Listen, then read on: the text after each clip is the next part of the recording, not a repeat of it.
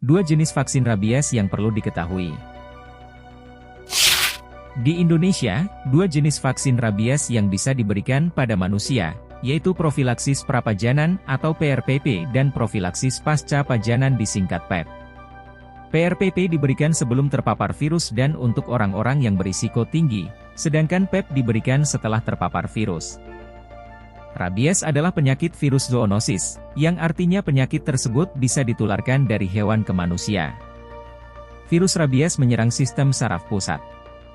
Bila seseorang tidak segera menerima perawatan medis yang tepat setelah terpapar rabies, virus bisa menyebabkan penyakit di otak, yang pada akhirnya mengakibatkan kematian.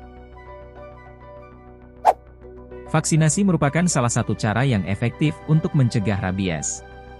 Vaksin bekerja dengan menyebabkan tubuh memproduksi perlindungannya sendiri atau antibodi terhadap virus rabies. Ada dua jenis vaksin rabies untuk manusia, yaitu jaringan saraf dan vaksin kultur sel. Namun, World Health Organization sudah merekomendasikan vaksin jaringan saraf untuk diganti dengan vaksin kultur sel yang lebih manjur dan aman.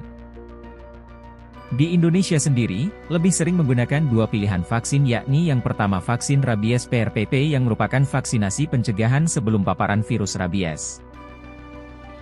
PRPP biasanya diberikan kepada orang yang dianggap berisiko tinggi terpapar, misalnya petugas pengawas hewan, dokter hewan, atau orang yang tinggal atau bepergian ke daerah endemis rabies. Vaksin PRPP booster secara berkala juga direkomendasikan untuk pencegahan ekstra, untuk orang-orang yang pekerjaannya menempatkan mereka pada risiko tinggi terpapar rabies. Jenis vaksin kedua yakni vaksin rabies PEP. Vaksin ini adalah vaksinasi untuk menghentikan timbulnya rabies setelah terpapar virus. Pemberian vaksin ini bertujuan untuk melindungi tubuh setelah terkena gigitan binatang. PEP terdiri dari suntikan antibodi terhadap virus rabies ke dalam luka dan vaksin rabies yang diberikan pada hari terpapar virus, kemudian vaksin lanjutan diberikan lagi pada hari ketiga, 7, dan 14.